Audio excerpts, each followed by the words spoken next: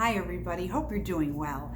Today I wanted to talk to you about the subject of what is a precognitive dream. I've had people ask me this, and great question. I tell you the truth, I don't know why I've never addressed it earlier. So I thank you, all of you, for asking the questions. I truly value each and every one of your responses, okay?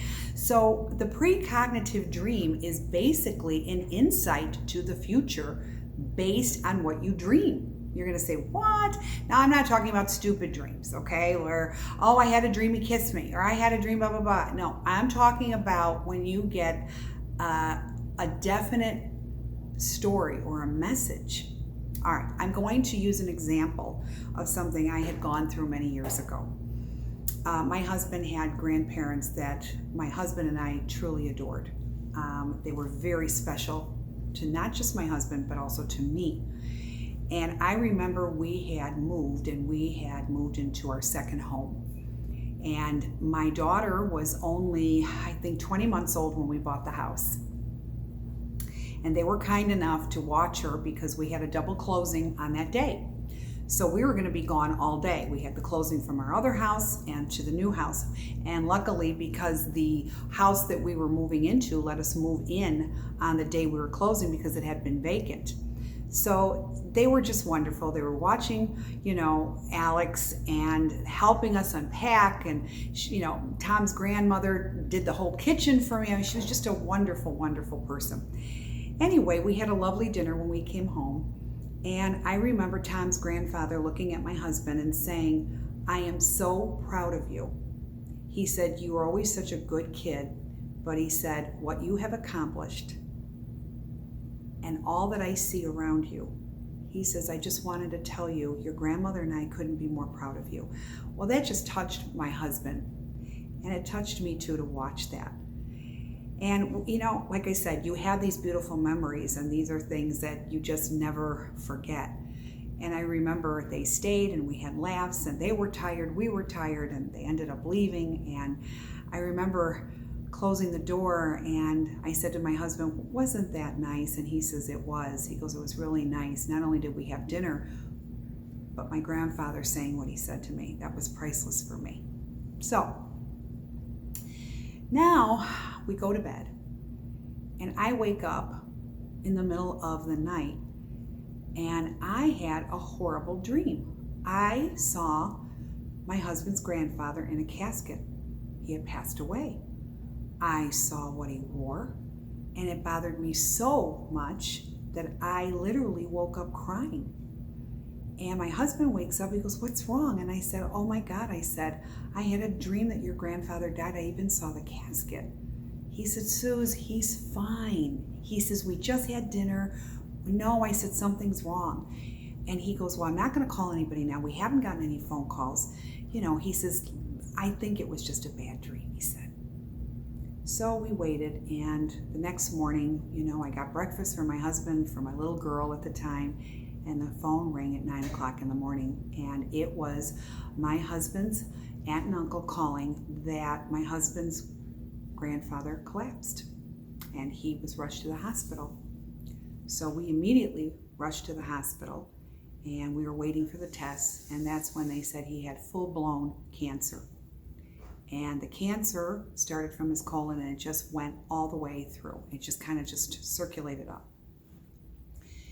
They said he didn't have long to live. And my husband and I, we were crushed. My husband looked at me, and he was very angry. Not at me, but what I had dreamt about. Because now he was thinking, this is going to come true. So my husband was really having a very hard time dealing with this. So every day when my husband would go to work, he would stop at the hospital, and he would stay every single day for the next 2 weeks until he did pass. So now we're getting ready to go to the wake. And I said to my husband before we walked in, I said, your grandfather's going to have a gray jacket, white shirt, burgundy tie, and dark slacks. And this is what he's wearing in his casket, because this is what I saw in the dream. We went up to the casket, and that was exactly what Tom's grandmother had picked out for him, and that is exactly what they laid him out in. No knowing of any of this. So yes, precognitive dreams Most of the time, it's a warning sign. Whether it's something that you are dreaming of what's happening to our world, to a family member, to yourself. Not always bad, but precognitive, it's giving you a heads up. Now, when I wanted to address this subject, I decided that I was going to look up famous people who have had precognitive dreams. And this is what I came up with. So I thought I'm going to write this down because I wanted to share this with you. Carl Jung, who is a famous author and a founder of modern day psychotherapy. All right. He reported several precognitive dreams and experiences even in his own dreams. The first one that he would get, it pertained to his mother. He kept seeing warnings of his mother's death.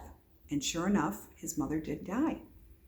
He also described a series of 3 dreams in early 1914 that involved a darkened Europe in the gripes of a catastrophic scenario.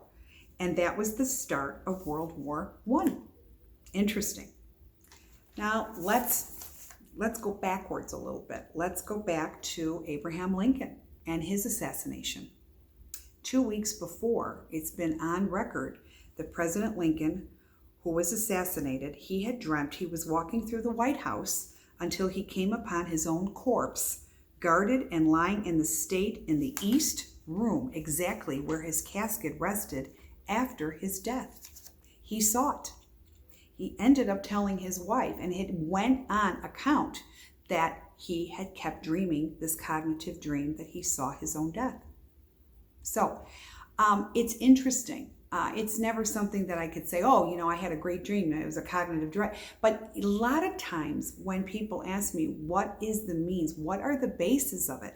Why do we have them? Well, I can even, relate to even my own with my husband's grandfather, who I adored. He was like my own grandfather.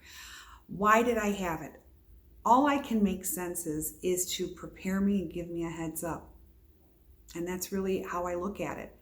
And for some things, we can't do things about it. It's going to happen. It's going to happen. Do we prepare better? Maybe we can tell people what we think of them, how we love them, just like with my husband's grandfather. Did he know he was going? Maybe he did. Maybe. I don't think he knew he was quite well, but he was one to never go to a doctor. But that doesn't mean he didn't feel. So even for what he said to my husband, how proud he was, that was huge. Maybe to give us a heads up on how to prepare better. I don't know. But precognitive dreams are very real. It's a psychic ability that sometimes will come to us and just give us the heads up, as horrible as it can be. So, people wanted to know what exactly is a precognitive dream. It's meaning and knowledge of future vision and future sight. All right. Now, like I said, and I do want to end this, not always is it going to be something sad. But 9 out of 10 times it does give us a jolt. But I've had, my mother, I remember when my parents bought their final home. And she said, you're not going to be in this home very long. And I says, well, why? Where am I going? She goes, you're going to get married. You're going to get married very early. And you know what? You're only going to be in this home not even a year and a half. Guess what? To the day I left, I had gotten married, and I only enjoyed my family's home for that year and a half. So there is another spin on it. But sometimes they are truly direct messages. It's just something that just comes to us, and we have to just say, okay, we're not in charge of what's going to happen, but maybe we are in charge of somehow facilitating a good message or what we need to put into forth. Okay, so I hope this has answered your questions of what precognitive dreams are. Don't dismiss them when you are having some psychic abilities, but you're seeing them in dreams. They are usually very real. Okay, until next time, I hope this has given you food for thought. Please subscribe to our YouTube, our Facebook, our Instagram, and many more videos will come. I hope you have a very, very blessed day, and tell people you love them every single day. All right, until next time, take care. Bye-bye.